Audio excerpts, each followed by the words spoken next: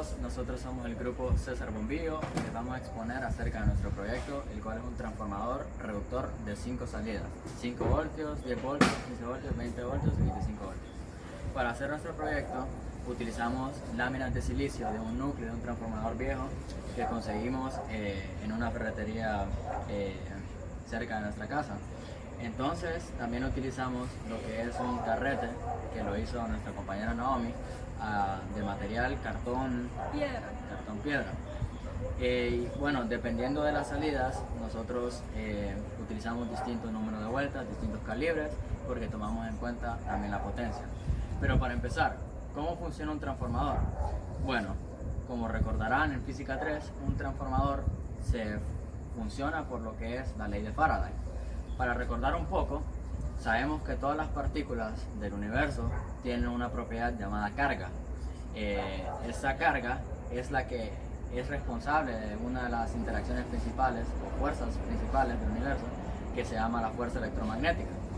Entonces, lo que tenemos aquí es obviamente cargas en movimiento, y como recordaremos, cargas en movimiento, es decir, una corriente, crean un campo magnético.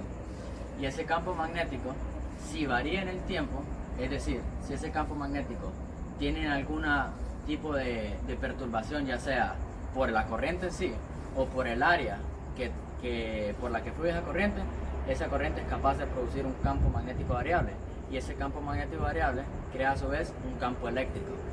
¿Y eso a qué se traduce al final? Básicamente a lo que se traduce es de que si nosotros conseguimos que un campo magnético varíe en el tiempo, podemos inducir un voltaje, por ende una corriente, en otro conductor aparte. Entonces básicamente eso es lo que se conoce como la ley de Faraday, y es lo que estamos haciendo aquí. Tenemos una corriente principal, la cual viene suministrada por nuestra fuente de suministro, que en nuestro caso es el toma de corriente 120 voltios que nos ofrece Honduras. Este va embobinado de tal manera de que se aprovecha al máximo el flujo magnético. Y como es una corriente alterna, y como sabemos que la corriente alterna varía en el tiempo, esta corriente alterna produce un campo magnético que a través del núcleo se induce en las otras bobinas. Y dependiendo del número de vueltas de las bobinas secundarias y de la bobina primaria, nosotros podemos tener distintos voltajes. Y eso es lo que hicimos básicamente acá. Se lo dejo con mi compañera Naomi. Bueno, como sabemos, según el principio de conservación de la energía, la potencia de entrada será la misma que la potencia de salida. Entonces, nosotros como estamos utilizando cargas, dispositivos electrónicos, ocupamos saber cuánta potencia van a absorber para así poder calcular el núcleo de nuestro transformador. Igualmente ocupamos calcular cuál será el calibre del cable que vamos a utilizar dependiendo del amperaje que utiliza cada aparato. Entonces, para sacar la potencia de nuestro núcleo, calculamos la medida que es 2.5 de grueso en todas las láminas juntas apiladas por 3.2, que es el ancho de la parte central de la de la lámina. Entonces eso nos da un área de 8 centímetros cuadrados. Ahora eso, nosotros tenemos una tabla con la que comparamos que la potencia que puede dar nuestro transformador será de 64 watts. Y pues nosotros con todos los aparatos juntos solo vamos a consumir 25 watts, por lo tanto nos sobraría y más bien podemos conectar otras cosas. Bueno, ahora para poder calcular el calibre de los cables, primero nosotros ocupamos, digamos, para cargar nuestro teléfono ocuparemos un amperaje de 2 amperios. Entonces para eso ocupamos un cable del número 20. Para el siguiente, que consume 0.8 amperios, ocuparemos un cable del número 23. Para el siguiente consume 0.15, por lo cual utilizamos número 31. Y para los restantes dos, al ser una corriente muy baja de 0.1 amperios, utilizamos el cable más delgado que logramos encontrar, que es número 33. Y para el primario calculamos la potencia de nuestro transformador, que es 64, entre nuestro voltaje de suministro, que es 120, y eso nos da una corriente de 0.53 amperios. Por lo tanto, nuestro cable AWG era del número 25 para el primario. Ahora, para el número de vueltas calculadas, utilizamos una constante que relaciona el voltaje con los centímetros, entonces, que es 42. Entonces 42 entre el área del núcleo, que es 8 centímetros cuadrados, nos da 5.25. Entonces ese será nuestro voltaje por vueltas, 5.25 vueltas por volt. Entonces para el primario, calculando eso, tuvimos que dar 578 vueltas. Para los embobinados secundarios utilizamos 26 vueltas para los 5 voltios, 52 vueltas para el de 10 voltios, 79 vueltas para el de 15 voltios, 105 vueltas para el de 20 voltios y 131 vueltas para el de 25 voltios. Bueno, en nuestro caso tuvimos en cuenta lo que es el calibre del cable, porque como dijo nuestra compañera, nosotros le estamos conectando distintos dispositivos, que cada uno requiere una corriente distinta. Pero si lo único que queremos es medir el voltaje de salida, no es necesario tomar en cuenta los calibres, ya que nosotros vamos a tener el voltaje necesario en cada una de las bobinas, sin necesidad de qué calibre sea el cable. Entonces, pero al conectarle algo es necesario saber qué calibre necesitamos para evitar cualquier tipo de accidente.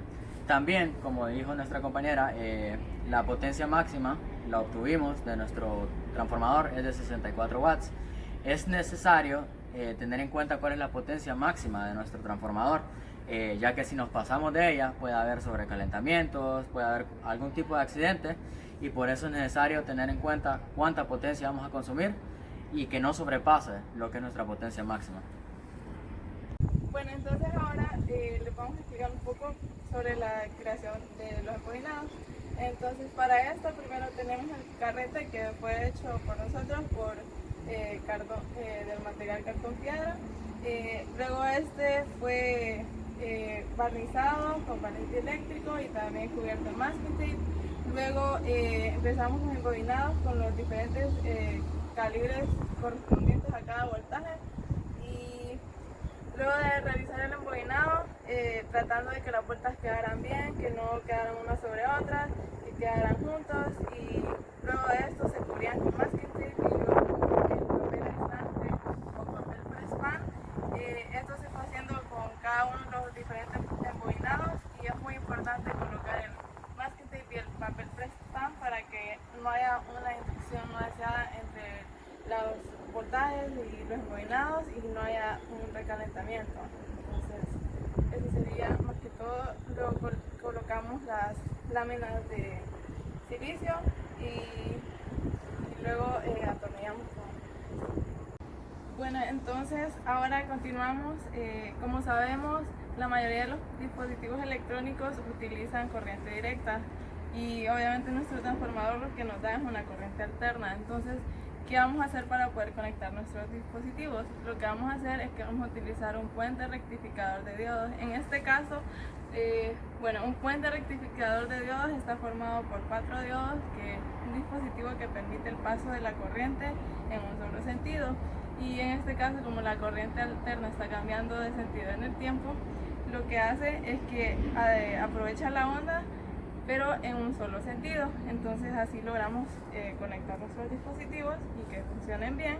En este caso nosotros compramos los puentes rectificadores, ya que si uno los hace hay una pérdida mayor de voltaje. Entonces queríamos aprovechar al máximo, ya que están dados los voltajes que vamos a utilizar, entonces no podíamos cambiarlos. Bueno, ahora vamos a continuar con la demostración de nuestro proyecto. por lo cual vamos a hacer uso de una extensión que va conectada al toma y vamos a ver que efectivamente nos está dando 120 voltios de entrada o más o menos similar. 115, 116 voltios, como sabemos siempre hay pérdida, aunque nosotros en los cálculos siempre utilizamos 120, ¿verdad? Y vamos a ver el voltaje en cada una de las salidas. Ahora vamos a conectar el transformador y vamos a medir en cada una de las salidas los voltajes que, como pueden ver, están marcados aquí, que nos tendrían que dar. Empezamos con la primera. Nos da efectivamente 4.7 voltios, casi 5 voltios.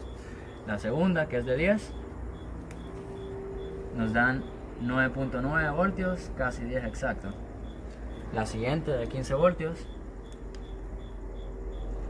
15.1. La siguiente de 20 voltios, 20.2. Y la última de 25 voltios.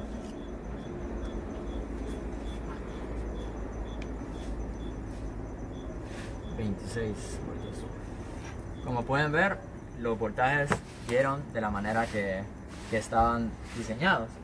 Y ahora, como dijo nuestra compañera, lo que vamos a hacer es conectar cada uno de los dispositivos para ver el uso y el funcionamiento de ellos.